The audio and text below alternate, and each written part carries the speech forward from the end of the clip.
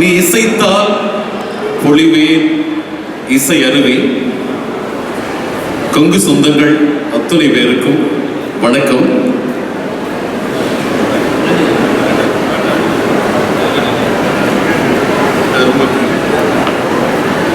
ஒலி யார் பார்க்குறீங்கன்னு தெரியல. ஸ்டேஜுக்கு வந்து மானிட்டரிங் கிடைக்க மாட்டேங்குது, எக்கோ ஆகிறது. ஒலி சரி செய்வார்கள். நல்லா இங்க எக்கோ வருது, இங்க பேசுற ஆடியோ இங்க கிளியரா கேட்க முடியல. கேன் யூ சரி பண்ண முடியுமா?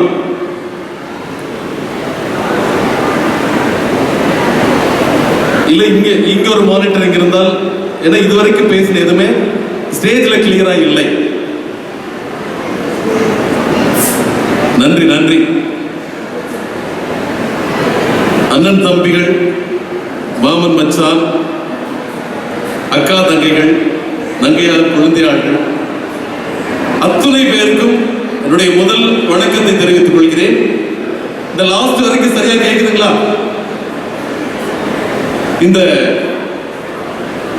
திருப்பூர் கேவிஜி கல்வி விருதுகள் 2026 நிகழ்ச்சிக்கு என்னை வரவேற்ற சிறப்பித்தவர்களுக்கு என்னுடைய நன்றி. சிறப்பு விருந்தராக வருகை தந்திருக்கும் திரு வி. ரத்ன சபாபதி, முன்னாள் காவல் கண்காணிப்பாளர் தமிழ்நாடு, முன்னாள் உறுப்பினர் தமிழ்நாடு அரசு பணியாளர் தேர்வாணையம் அவர்களுக்கும், திரு சோழா ஏபி அப்புக்குட்டி, தலைவர் கொங்கு வேளாளர் அறக்கட்டளை தலைவர் தென்னிந்திய நூற்பாலைகள் சங்கம் அவருக்கும் என்னுடைய வணக்கத்தையும், திரு கே. பாலசுப்ரமணியன் ஐயா அவர்கள் நிர்வாக இயக்குனர், சிட்கோ சேர்மன், பிரிசன் குரூப் ஆஃப் கம்பெனி சென்னை அவர்களுக்கும், திரு ஆதன் பொன் செந்தில்குமார் தலைவர் கொங்கு பண்பாட்டு மையம் அவர்களுக்கும், மற்றும் மேடையில் வீட்டிற்கும் அனைத்து பெருமக்களுக்கும் என்னுடைய நன்றியை தெரிவித்துக் கொள்கிறேன்.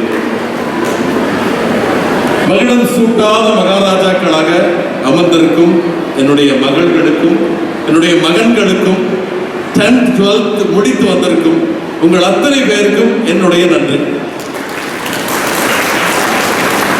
கூட வந்திருக்கும் பெற்றோர்களுக்கும் என்னுடைய வாழ்த்துக்களையும் நன்றியையும் தெரிவிக்கிறேன். பொதுவா இந்த விருது என்பது, விருது வந்து எதுக்கு கொடுக்குறாங்கன்னா, நம்ம கொஞ்சம் ஓடிய ஓட்டத்துல நின்று திரும்பி பார்த்து நம்மளை நாமே பெருமைப்பட்டுக்கிறதுக்கு தான் விருது.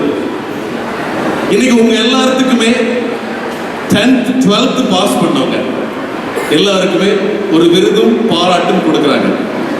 அதுக்கு முன்னாடி உளவியல் ஒரு விஷயம் சொல்லுதுங்க, சைக்காலஜி. நம்ம எல்லாத்துக்குமே சேர்ந்தது. மற்றவர்கள் நம்மை பாராட்டுவதற்கு முன்பாக, மற்றவங்க நம்மை பாராட்டுறதுக்கு முன்னாடி நம்மை நாமே பாராட்டிக் கொள்வதுதான் மிகச் சிறப்பான விஷயம். இப்ப இந்த 10th 12th பாஸ் பண்ணி மார்க் வாங்கி வந்திருக்கீங்க இல்லையா, அந்த குழந்தைங்கள்லாம் எந்திரிச்சு நில்லுங்க பாருங்க. 10th and 12th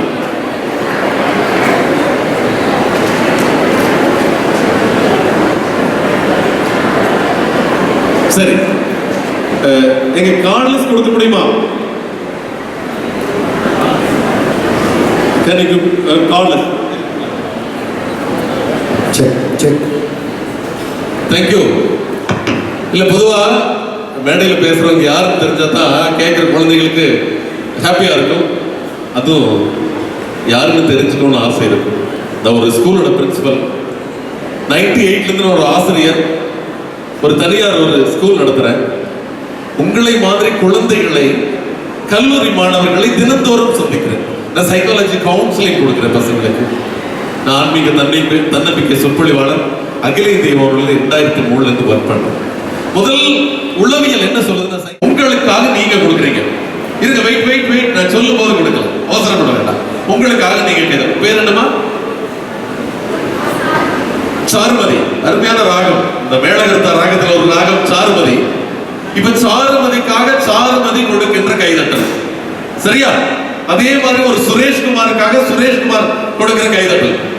இந்த கைதட்டல் மற்றவங்களுக்கெல்லாம் நீங்க கொடுக்கறத விட, நாங்க மேடைக்கு வந்தோம் இல்லையா, அப்பெல்லாம் கைதட்டல் கொடுத்தீங்க இல்லையா, அதை எல்லாம் தாண்டி ஒரு பெரிய கைதட்டலா கொடுக்கணும். சரியா? என்ன நீங்க ஜெயிச்சு வந்திருக்கீங்க. திறமை இல்லாத மனிதர்களை கடவுள் இன்னமும் படைக்கவே இல்லை. You are the winner. First அவர் வரவேற்புரையில் சொன்னார் இல்லையா, நீங்கள் ஜெயித்து வந்திருக்கிறீர்கள், இந்த மேடைக்கு அழைக்கப்படவிருக்கிறீர்கள், இது உங்களுடைய முதல் மேடை. வாழ்க்கையின் எல்லை வரை நீங்கள் அத்தனை பேரும் ஜெயித்து கொண்டே இருக்கும். நம்முடைய ஆண்டாள் பிராட்டியார் சொன்னது போல, நீங்காத செல்வம் நிறைந்தேலோர் என்பாராய் சொல்லுவாங்க. சரியா? அவங்க கைதட்டும் போது பெற்றோர்கள் எல்லாம் என்ன செய்வீங்கன்னா, நீங்கள் அவர்களை வாழ்த்துங்கள். திரு மஞ்சுநாதன் அவர்களை வரவேற்கிறோம்.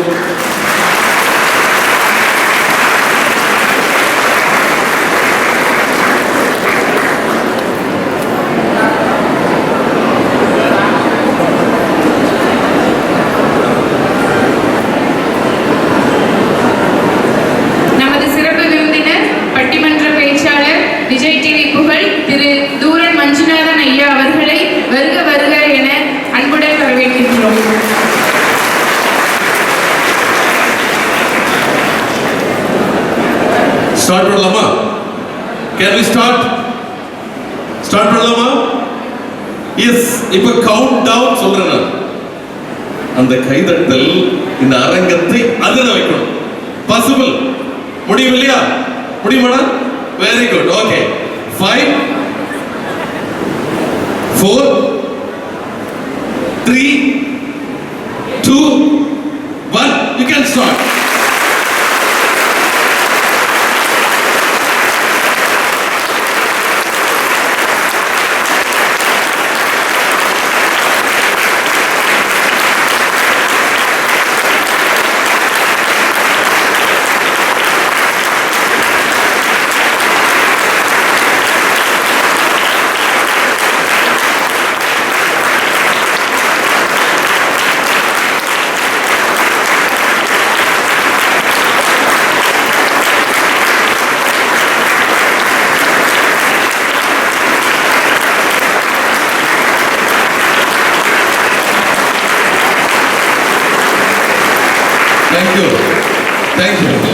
நான் எதிர்பார்த்ததோட அதிகமாகவே கைதட்டல் வருது. தொடர்ந்து கண்டினியூவா நிகழ்ச்சி ரெயின்போல ஆல் ரேடியோல போயிட்டு இருந்ததுன்னா, இந்த விளம்பர இடைவேளைக்கு பிறகு செய்திகள் தொடரும். சொல்லிட்டு ஒரு தண்ணி குடிச்சுக்கோங்க இல்லையா, அந்த மாதிரி ஒரு பிரேக் நான் எடுத்துட்டேன், தண்ணி குடிக்கிறதுக்கான பிரேக்.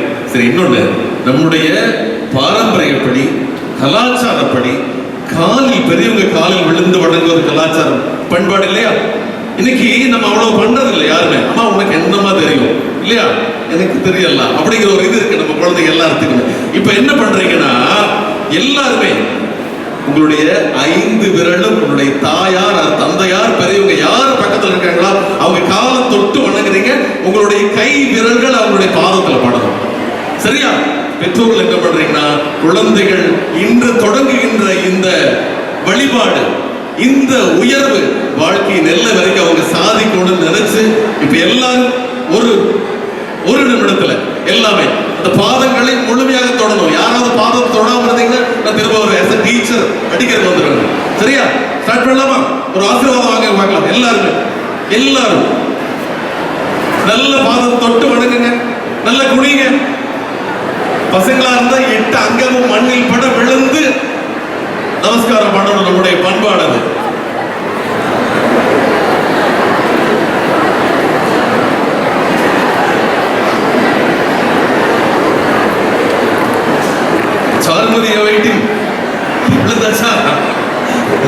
சரிடா தேங்க்யூடா தங்க, தேங்க்யூ.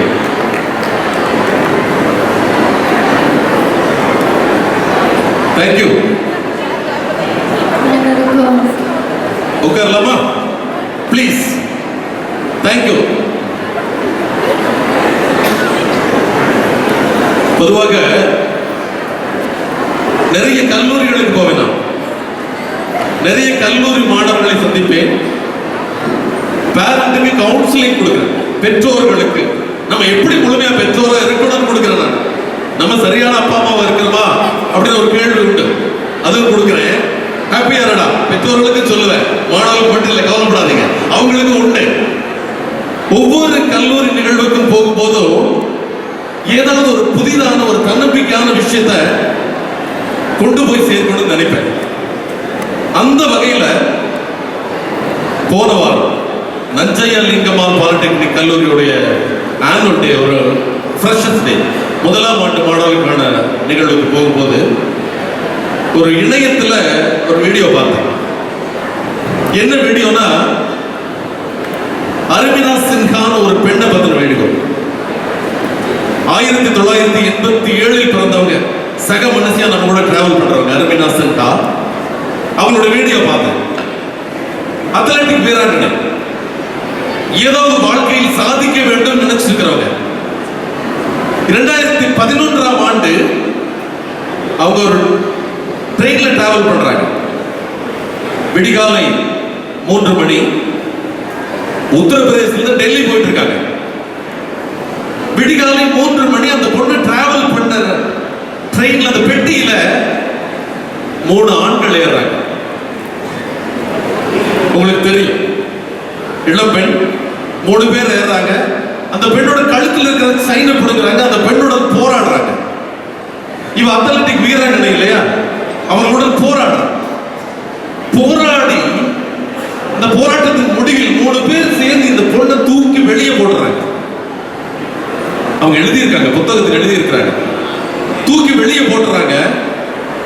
தண்டவாளத்துக்கு வெளியே விழுந்து கிடக்கிறாங்க. அவங்க புத்தகத்தில் எழுதுறாங்க, தூரத்தில் ரயில் வருவது எனக்கு தெரிகிறது, எனக்கு நினைவு இருக்கிறது, என்னுடைய ஒரு கால் தண்டவாளத்தின் மேல் கிடக்கிறது, என்னுடைய ஒரு கால் தண்டவாளத்தின் மேல் கிடக்கிறது, என்னால் அசைக்க கூட முடியவில்லை. அவங்க சொன்ன வார்த்தைகள். அடுத்து என்ன நடந்திருக்கும்? அவங்க ஒரு கால் ரயில் ஏறிடுச்சு, மயக்கம் போட்டு விழுந்துட்டாங்க. நான் நினைவு தப்பி போகக்கூடாது என்பதற்காக என்னுடைய 2 கண்ணுகளையும் தட்டிக் கொள்கிறேன். உங்க பிடி மாஸ்டர் தட்டுவாங்க இல்லையா, எல்லாத்துக்கும் தெரியும். இப்பதான் நம்ம 1 2 1 2 3 கிளாப் பண்ணோம் இல்லையா, பிசிக்கல் எஜுகேஷன் டீச்சர்ஸ் பண்ணுவாங்க, அந்த மாதிரி தட்டுவாங்க. நான் தட்டிக் கொள்கிறேன். நான் கண் விழித்து பார்த்த பொழுது மருத்துவமனையில் படுத்திருக்கிறேன். தங்கங்களே, இது உங்களுக்காக. திறமை இல்லாத மனிதர்களை கடவுள் இன்னும் படைக்கவில்லை சொன்ன இல்லையா, நான் கண் விழித்து பார்த்த போது மருத்துவமனையில் படுத்திருக்கிறேன். என்னுடைய நினைவு திரும்பி என்னை பார்க்கும் பொழுது என்னுடைய முழங்காலுக்கு கீழ் ஒரு கால் இல்லை. நான் கதறேன், அழுகிறேன், கதறி துடிக்கிறேன். ஒரு கால் இழந்துட்டேன். நான் அத்லெட்டிக் வீராங்கனை, கால் இல்லாம என்ன செய்ய முடியும்? ஏதாவது பண்ண முடியுமா? அழுகிறேன், துடிக்கிறேன். என்னுடைய வலியும் வேதனையும் அதிகமாக போயிடுச்சு. என்னை பார்ப்பதற்கு என்னுடைய கோச் வர, அவருடைய கண்களில் கண்ணீர். நான் கதறி சொல்றேன், என்னுடைய வாழ்க்கையே முடிஞ்சு போச்சு, வாழ்க்கையோட எல்லைக்கு வந்துட்டு நானே, இது எனக்கு வாழ்க்கையே இல்லை என்று சொல்கிறார். அதற்கு அவரோட கோச் பேரை மென்ஷன் பண்றாங்க, மிஸ்டர் சந்திரமௌலின்னு சொல்லிட்டு. அவர் சொல்றாரு, ஒரு காலை வச்சுட்டு எவரெஸ்ட் ஏற முடியுமா? அவர் கேட்ட கேள்வி. சொல்லிட்டு போயிடுறாரு. இந்த பொண்ணு திரும்ப திரும்ப திரும்ப திரும்ப திங்க் பண்றான். 2011 எவரெஸ்ட் ஏற முடியும் நம்புறான். 2015 எவரெஸ்ட் ஏறி முடிக்கிறார். 2015 அவருக்கு பத்மஸ்ரீ விருது நம்முடைய இந்திய அரசாங்கம் கொடுத்தது. தட்டலாம், நீங்க பேசலாம். இல்ல, எதுக்குன்னா இந்த 2011 இருந்து 2015 வரைக்கும் இருக்கும் இல்லையா, அதை ஒரு புத்தகமாக எழுதியிருக்கிறார். செயற்கைக்கால் பொருத்தி, நடந்து பழகி, நின்று பழகி, அடியெடுத்து வைத்து பழகி, ஒரு எவரெஸ்ட் ஏறும் பொழுது எத்தனை முறை கீழே விழுந்திருப்பாங்க, எத்தனை முறை ரத்தம் கசிஞ்சிருக்கு, எத்தனை பேர் சொல்லியிருப்பாங்க, சும்மா வீட்டுல உட்காருமா, எந்திரிச்சு பாத்ரூம் போவே முடியாம இவ எவரெஸ்ட் ஏற போறாளா, உனக்கு வேண்டாத வேலை, பக்கத்துல இருக்கிற பாட்டி சொல்லியிருக்குமா, பெரியமா சொல்லியிருப்பாங்களா, இத்தனை ரத்தம் போகுது, நீ வேற போகணுமா, எவரெஸ்ட் ஏறணுமா?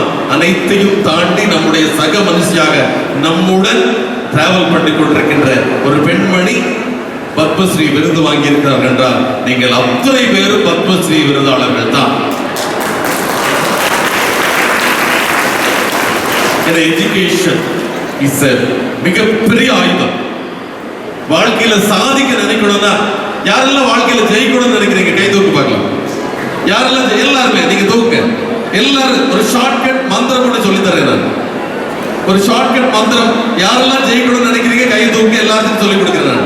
தேங்க்யூமா, தேங்க்யூ எல்லாருக்குமே. என்னோட நான் டீச்சரா இருந்ததுனால எனக்கு இப்படி கை தூக்க பிடிக்கிறது இல்லைங்க. நல்லா என்னோட இன்ஷூரன்ஸ் அதனால நான் தூக்கல.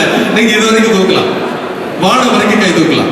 சரி, ஒரு ஈஸியான வழி ஒன்று சொல்றேன், கேட்டுக்கோங்க. ரொம்ப ஈஸியான வழி, மறக்காம ஞாபகப்படுத்துமா. இந்த நிகழ்ச்சி முடியும் போது சொல்றேன், இப்ப சொல்ல முடியாது. சரியா? ஒரு டாக்டர், இது அம்மாவோட ரோலுக்கு வர திரும்பவும் அவங்களுக்கு இது இருக்கு இல்லையா, ஒரு தொலைக்காட்சி, தனியார் தொலைக்காட்சியில ஒரு இன்டர்வியூ. அதை நாங்க ஒரு கர்டன்ஸுக்காக அரசு தொலைக்காட்சிக்கு இது பண்றோம். அது ஒரு டாக்டர்கிட்ட ஒரு கேள்வி கேட்கிறாங்க. ஒரு மிகப்பெரிய மருத்துவ உலகத்தின் ஜாம்பவான், ஒரு நாளைக்கு 5 ஹார்ட் சர்ஜரி பண்ற ஒரு டாக்டர்கிட்ட கேள்வி கேட்கிறாங்க. என்ன கேள்வினா, இவ்வளவு ஆபரேஷன் பண்றீங்க, நீங்க என்னைக்காவது கதறி அழுதுருக்கிறீர்களா? என்னைக்காவது கதறி அழுதுருக்கீங்களான்னு கேட்கிறாங்க. ஆபரேஷன் பண்ணும்போது தவறி போயிருக்கிறதா என்ற கேள்வி. அவர் சொல்றாரு, 11 வயது பெண் குழந்தையை அழைத்தபடி ஒரு தாயார் வந்தார். 11 வயசு பெண் குழந்தைக்கு, அந்த குழந்தைக்கு 75% இதயம் பழுது விட்டு போயிடுச்சு. 25% தான் இதயம் இயக்கிக் கொண்டிருக்கு. நான் நிறைய தடவை செக் பண்ணிட்டேன். ஆனால் எனக்கு அந்த குழந்தை பிள்ளைக்கு மேல நம்பிக்கை இல்லை. மருத்துவர் சொல்றார், எனக்கு நம்பிக்கை இல்லை. ஆனா அந்த தாய்க்கு நம்பிக்கை இருந்தது. எத்தனை முறை வரும்போதும் சரி, என் குழந்தை பிழைக்க வச்சிருங்க. அம்மாவுக்கு தெரியும், கன்றின் குரலும் கண்ணின் தமிழும் சொல்லும் வார்த்தை அம்மா அம்மா. கருணை தேடி அலையும் உயிர்கள் உருகும் வார்த்தை அம்மா அம்மா. எந்த மனதில் பாசம் உண்டோ அந்த மனதே அம்மா. நான் இன்னைக்கு மேடையில் நிற்கிற கூட என்னுடைய அம்மா தான் காரணம். என்னுடைய தாயார் திருமதி சாயம்மாள் தான் காரணம். எதுக்கையோ இருந்து என்னை பார்த்துட்டு இருப்பாங்க. இந்த மேடை எங்க அம்மா கொடுத்தது. இன்னொரு ரகசியத்துல ஒரு டிப்ஸ் சொல்லட்டுமா? எங்க அம்மா கழிச்சு கோட்டை நான் தாண்டது இல்லை, அதனால லைஃப்ல ரொம்ப நல்லா இருக்கேன். அதே மாதிரி தான் நீங்களும். எனக்கு கல்யாணத்துக்கு ஜாதகம் பார்க்குறாங்க 22 வருஷத்துக்கு முன்னாடி. டிஸ்ட்ரிபியூட் பண்ண போறாங்க ஜாதகத்தை பதிவு பண்றதுக்கு. நான் இப்போ ஸ்கூல் வாத்தியார். எங்க அம்மா கேட்கறாங்க, இத்தனை பிள்ளைங்க வருது இல்லையா நம்ம வீட்டுக்கு? அப்பெல்லாம் பிள்ளைங்க, இப்ப பொண்ணு கிட்ட பிள்ளைங்கன்னு சொன்னா சரிப்பா பாட்டி ஆயிட்டாங்கப்பா, உங்களோட படிச்சவங்க எல்லாம் அப்படிப்பா. இத்தனை பேர் வர்றாங்க இல்லையா, இதுல யாராவது உன்னோட மனசுல வச்சிருக்கிறேன் நீ பார்க்கணுமான்னு கேட்கிற அம்மா எனக்கு. அதே மாதிரி நம்முடைய மஞ்சுநாதன் ஐயா அவர்களுக்கு எல்லாம் தெரியும், விசுவோட அரட்டை இறக்கம் ஒரு காலத்துல ரொம்ப ஃபேமஸ். அந்த நிகழ்வுக்கு 5 சுற்று 6 சுற்று போயிருக்கும். 6வது சுற்றுல ஒரு முறை சிஐடி கல்லூரியில் நிகழ்ச்சி தோல்வி எடுத்து நான் திருப்பி வரேன். விசு தான் செலக்ட் பண்ண வர அந்த ஃபைனல் ரவுண்ட் நடந்த நிகழ்வு. வர்றேன், நடுப்பாளையம் எங்க ஊர் பாப்பட்டி பக்கத்துல, எங்க ஊர் பக்கத்துல யாராவது இருந்தா சொல்லுங்க. என்ன இருந்தாலும் ஊர் பாசங்கிறது வேற. போறேன், நான் போய் அழுக, நான் செலக்ட் ஆகல. அப்போ திரு பாஸ்கர் ராஜ் அவர்கள் தான் அதை தேர்வுக்குழு பண்றாங்க. செலக்ட் ஆகல, அழுகிறேன். அம்மா சொல்றாங்க, ஒரு படிக்காத ஒரு தாய், பொங்கு தேசத்து தாய், என்னடா வயசு உனக்கு? இந்த வயசுல எவனாச்சும் அழுதுட்டு மூளை உட்காந்துருப்பானா? எந்திரிச்சு போய் கண்ணை தொடச்சு, இன்னும் எத்தனையோ சாதிக்க வேண்டி இருக்கிறது என்று எங்க அம்மா சொன்ன அந்த வார்த்தை தான் என்னை இத்தனை மேடைகளில் பேச வைத்தது. இது திரு விசு அவர்கள் கைப்பட நீ எழுதி கொடுத்தாரு கடிதம். எனக்கு கடிதம் அனுப்பித்திருந்தாங்க ஒரு முறை. நீங்கள் தேர்வுக்குள்ளில் வேணாலும் சேர்ந்து கொள்ளுங்கள், அது தாய்மார்களுக்கு இருக்கிறது. சரி, இப்ப நம்ம டாக்டருக்கு வருவோம். அந்த குழந்தையின் அம்மாவுக்கு ஒரு விஷயம் உண்டு. இந்த குழந்தையை பிழைக்க வைக்க வேண்டும் என்ற ஆசை. சரி, அந்த அம்மாவோட கட்டாயத்தினால டாக்டர் அட்மிட் பண்ணிட்டார். அடுத்து ஒரு 15 நாட்கள் ஆபரேஷன். அந்த 15 நாட்களும் மருத்துவமனையில் தங்கி இருக்கிறார்கள். தினந்தோறும் டாக்டர் செக்கப்புக்கு போறாரு. குழந்தையும் அம்மாவும் பேசிக் கொள்வதை டாக்டர் கேட்கிறார். அந்த குழந்தை கேட்குது, அம்மா நான் பிழைச்சிருவா? அம்மா பதில் சொல்றாங்க, நீ பிழைச்சிருடா, உன்னோட மனசுக்குள்ள கடவுள் இருக்கார், உன்னோட இதயத்தில் கடவுள் இருக்கார், நீ பிழைத்துக் கொள்வ. உன்னுடைய இதயம் 75% நல்லா இருக்கு, 75% நல்லா இருக்கு, 25% தான் பழுதுபட்டு கிடக்குது டாக்டர் சொல்றாரு, நீ கவலைப்படாதே. தினந்தோறும் இந்த வார்த்தை சொல்ல சொல்ல சொல்ல டாக்டர் சொல்றாரு, எனக்கு அந்த அம்மாவுடைய குரலை கேட்க கேட்க கேட்க என்னுடைய வேலை பளு அதிகமாயிடுச்சு. கிடைக்க வைத்தே ஆக வேண்டிய கட்டாயம் எனக்கு வந்தது. நான் ஆபரேஷன் வர நாள் வருது. இந்த குழந்தைய ஆபரேஷன் தியேட்டருக்குள்ள கூட்டிட்டு போறாங்க. உள்ள போயாச்சு. வெள்ளை கலர் கிளாத் எடுத்து அந்த குழந்தைக்கு போத்துறாங்க. அந்த குழந்தைக்கு டாக்டர் டாக்டர் ஆபரேஷன் பண்றீங்களே, எனக்கு வலிக்குமா? இல்லைம்மா வலிக்காது, கவலைப்படாது, வலிக்காம நான் பண்றேன். டாக்டர் டாக்டர் சொல்லுடா, 11 வயது குழந்தை. நீங்க 11 20 வயசு 50 வயசு ஆனாலும் அம்மாவுக்கு குழந்தை தான்.